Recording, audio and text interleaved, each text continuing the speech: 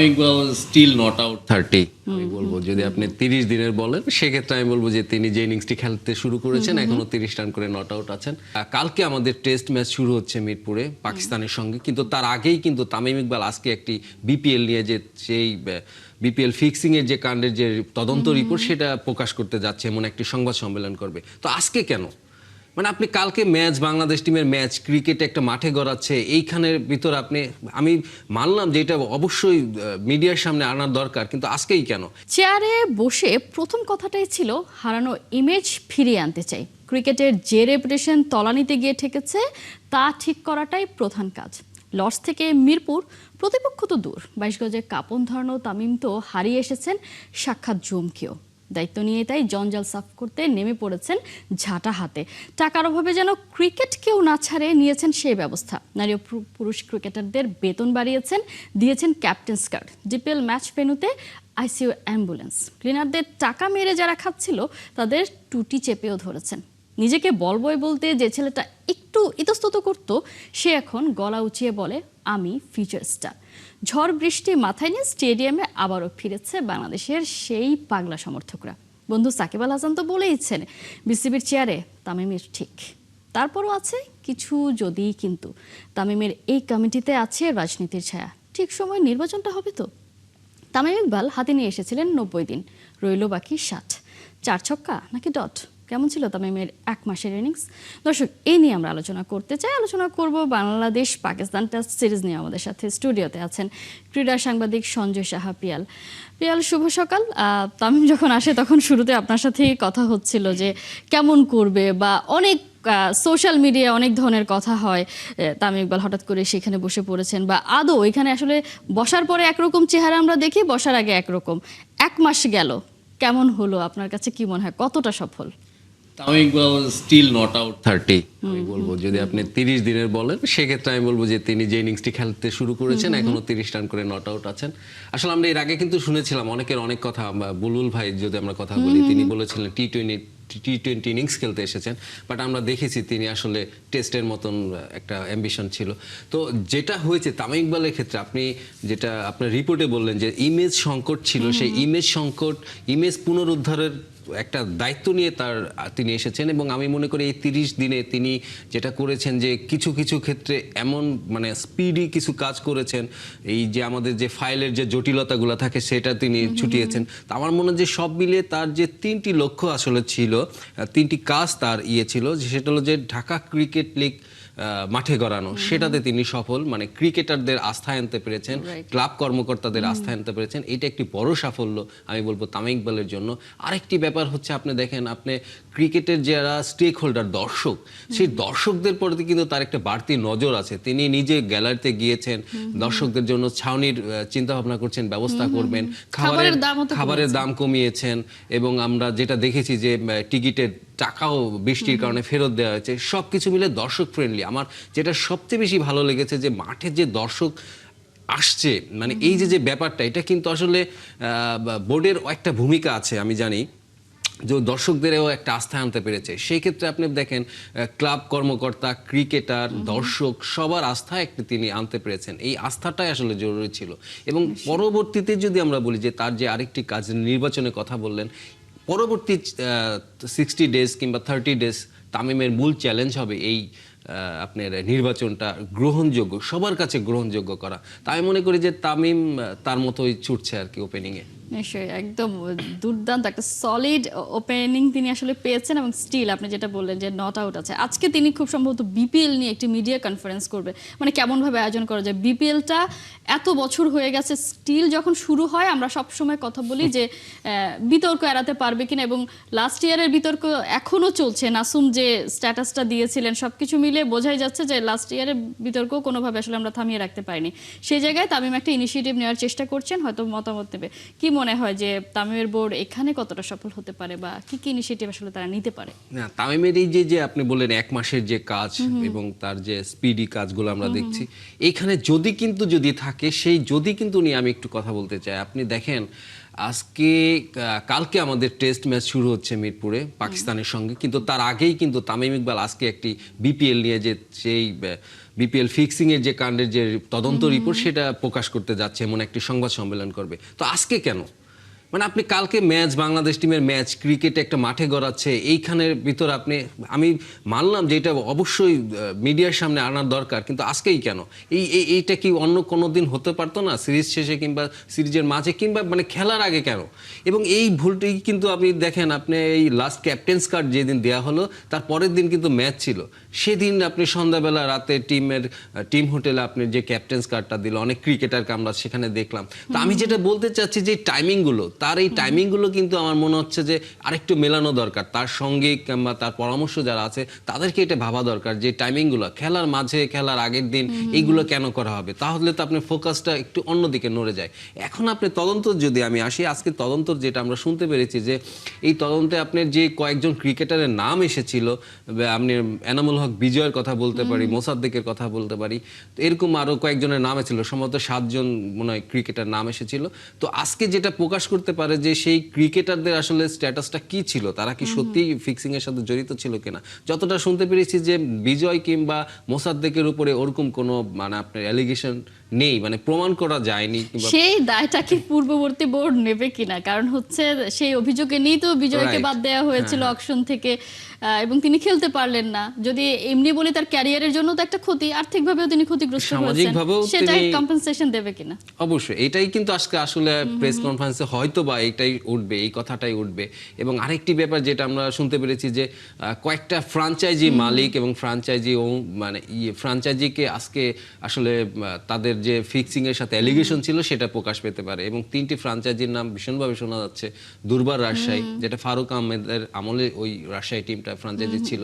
আপনার নোয়াখালী এক্সপ্রেসকে নিয়ে একটা গুঞ্জন আছে, এবং আরেকটি আপনার ঢাকা ক্যাপিটালস। তো এই 3টি মালিকানায় তার মানে দুই সিজনের মিলে আসলে আজকে একটা প্রেস কনফারেন্স করতে যাচ্ছে, যেটা মানে বিপিএল এর যেইগুলো নিয়ে আমাদের প্রশ্ন ছিল সারা বছর আমরা করতাম যে কি 900 পৃষ্ঠায় কি আছে, সেটার হয়তো বিস্তারিত আজকে কিছু একটা জানা যেতে পারে। দেখা যাক, আমরা অনেক কিছুরই প্রশ্নের উত্তর আমরা এরই মধ্যে পেয়েছি। তামিম দেওয়ার চেষ্টা করেছেন, কারণ তিনি আসলে ক্রিকেটার, তো তিনি সেই জায়গা থেকে বুঝতে পারেন আসলে কোনটা জানানো দরকার, কোনটা জানা দরকার। সেই দিক থেকে তারা আসলে ট্রাই করে যাচ্ছে। আপনি যেটা সময় নিয়ে কথা বলেছেন, হয়তো সময় স্বল্পতা তাদের হাতে, তাই তড়িঘড়ি করে সবকিছু করতে হচ্ছে, সেটা একটা কারণ হতে পারে। দেখা যাক, আমরা নিশ্চয়ই বাকি 60 দিনের বিষয় নিয়েও আমরা কথা বলবো।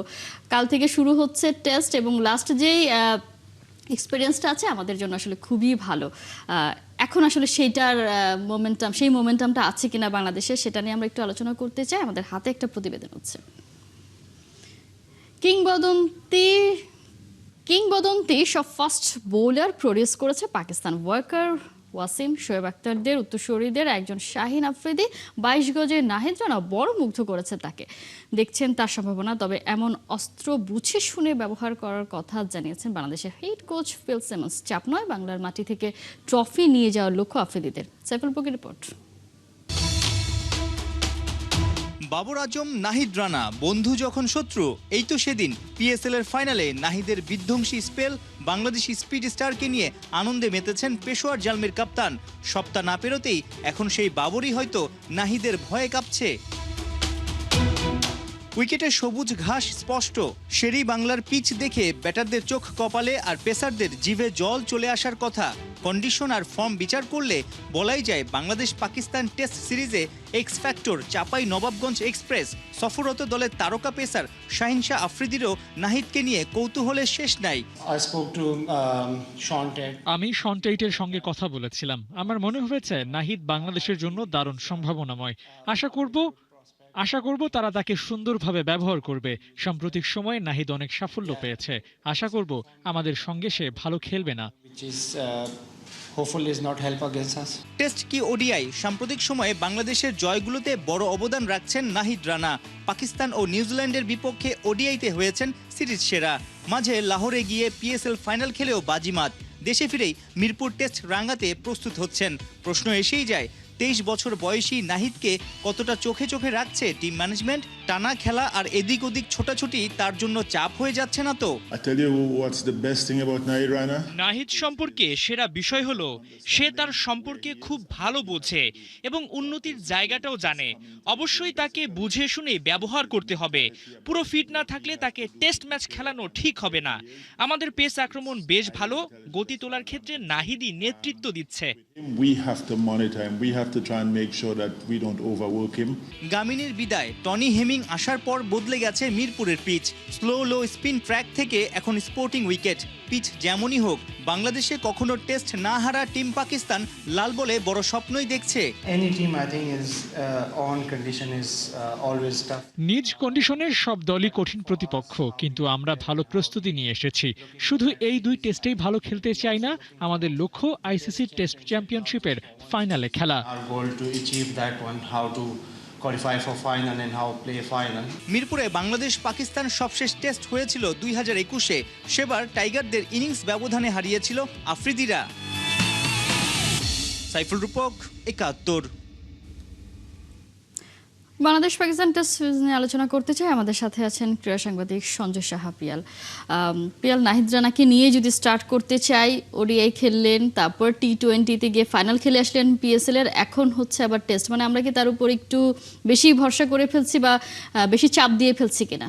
না, রানা ছুটেছে আসলে রানারের মতো ঝড়ের গতিতে। আপনি যদি দেখেন রানার এখন আসলে পিক পয়েন্ট, একদম চূড়ান্ত পয়েন্টে আছে তিনি, মানে ফর্মের তুঙ্গে আছে এবং এই মুহূর্তে আমরা তাকে, আর এটা কিন্তু টেস্ট চ্যাম্পিয়নশিপ সাইকেলের একটি ম্যাচ এই সিরিজটা, তা আমি কেন তাকে ইউজ করব না? অবশ্যই ইউজ করবো। এবং আপনি একটি জিনিস আমাকে অবাক করে এবং খুব ভালো লাগে যে এই পাকিস্তান, ওয়াকার ইউনুস, ওয়াসিমদের পাকিস্তান, যারা কিনা পেসার দিয়ে, মানে আমরা জানি যে পেসের জন্মভূমি সেখানকার একটি দলকে, সেই দলকে বাংলাদেশ চ্যালেঞ্জ জানাইতেছে পেস দিয়ে।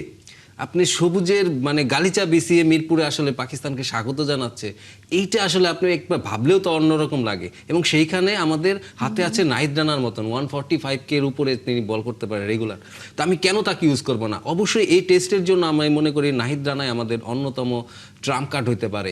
হ্যাঁ, তার ওয়ার্কলোডের যে ব্যাপারটা সেটা আমরা সেকেন্ড টেস্টে চিন্তা করতে পারি, বাট এই টেস্টে কিন্তু আমরা নাহিদ রানাকে অবশ্যই চাবো। এবং মিরপুরের যে চেনা উইকেট, আমরা মানে কালো মাটির স্লথ, মন্থর, আলস্য ভরা একটা উইকেট, সেইখানে আপনার এখন ঘাসের গতির একটা চাঞ্চল্য আসছে এবং এইটা আমাদের অবশ্যই কাজে লাগাতে হবে। এবং আমি তো মনে করি যে পাকিস্তান এই মুহূর্তে বাংলাদেশের মানে সবচেয়ে কমফোর্টেবল একটা অপোনেন্ট। এবং আমরা দেখেন মানে তাদের সঙ্গে কিন্তু আমরা পিন্ডিতে যে টেস্ট জিতেছি, সিরিজ হারিয়েছি, হোয়াইট ওয়াশ করেছি, আমরা টি20 সিরিজ জিতেছি ঘরে, আমরা ওয়ানডে সিরিজ জিতেছি এবং এখন টেস্ট। মানে এই মুহূর্তে জিম্বাবুয়ে ছাড়া, যে আমরা অতীতে দেখেছি জিম্বাবুয়ের সঙ্গে যেরকম আমরা কমফোর্টেবল সব ফরম্যাটে জিততাম, এখন পাকিস্তানের সঙ্গে আমরা সব ফরম্যাটে কমফোর্টেবল জিতছি। তো আমার মনে হয় যে এইখানে এখন পাকিস্তানকে এই মুহূর্তে আমাদের যে সমস্ত শক্তি আছে সেটা দিয়ে আসলে চ্যালেঞ্জ করা দরকার। নিশ্চয়ই, মানে আপনি বলতে চাচ্ছেন যে প্রথম শুরুটা যদি আসলে ভালো হয় তাহলে আসলে এরপরে বাকি চিন্তা।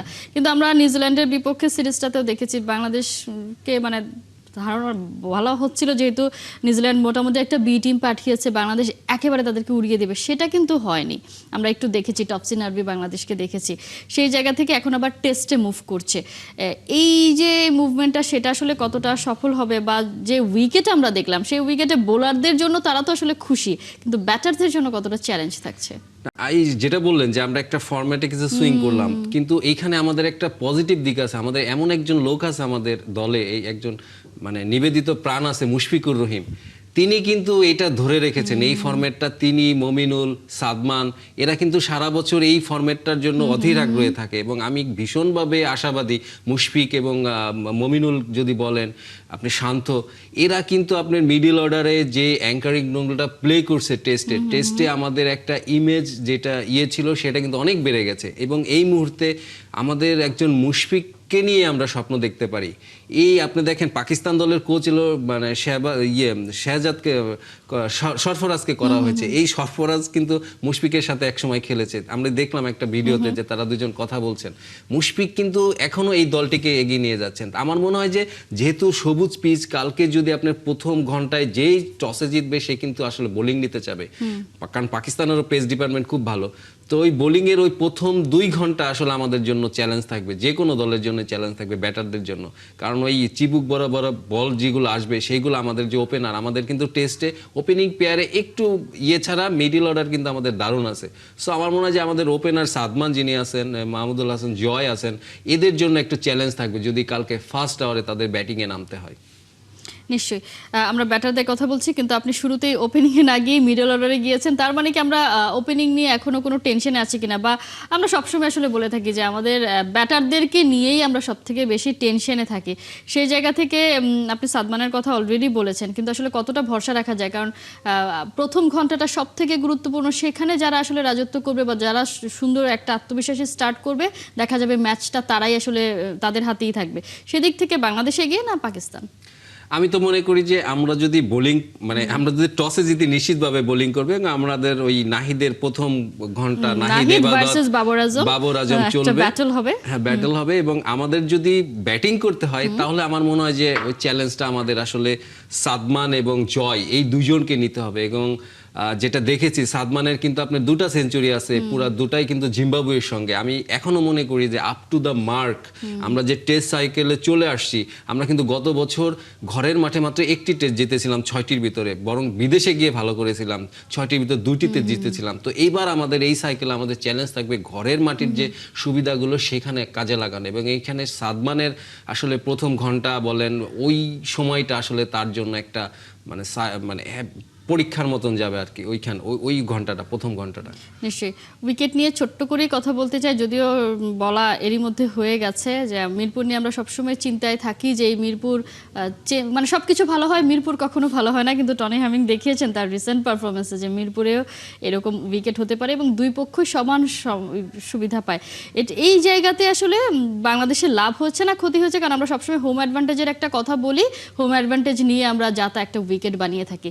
সেই জায়গা থেকে যে বেরিয়ে এসছে, এটা কতটা পজিটিভ বা এটাতে বাংলাদেশের কতটা ফায়দা হলো? না, ওই কালো মাটির উইকেটের পর থেকে আপনার এখন যে তৃণভূমির মতন একটি ব্যাপার মিরপুরে এসেছে, এটাতে আসলে বাংলাদেশ আমাদের অবশ্যই ক্রিকেটের লাভ হয়েছে। কারণ আমাদের স্পোর্টিং উইকেটে খেলার যদি অভ্যস্ত না হয়, তাহলে আমাদের পরবর্তী সিরিজই কিন্তু অগাস্টে অস্ট্রেলিয়াতে, সেখানে গিয়ে আমরা তো হিমশিম খাবো।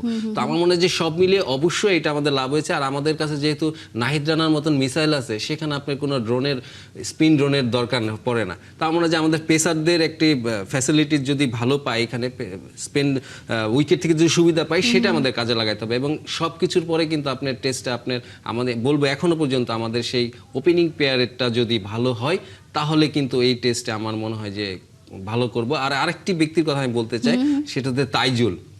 এই একটি মানুষ, মানে আপনি 250 উইকেট নিয়েছেন তিনি প্রায় 57 না 54টি ম্যাচ খেলে।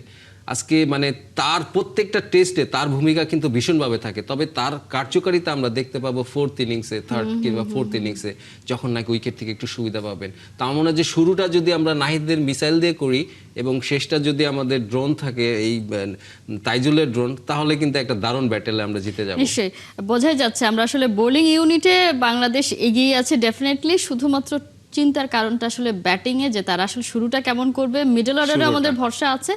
দেখা যায় একটা নতুন স্টার্ট, 6 মাস পর টেস্ট খেলতে নামছে। আমরা প্রত্যেকেই প্রত্যাশা করবো বাংলাদেশ দুর্দান্তভাবে শুরু করবে। সঞ্জয় সাহা, পিয়াল, অসংখ্য ধন্যবাদ।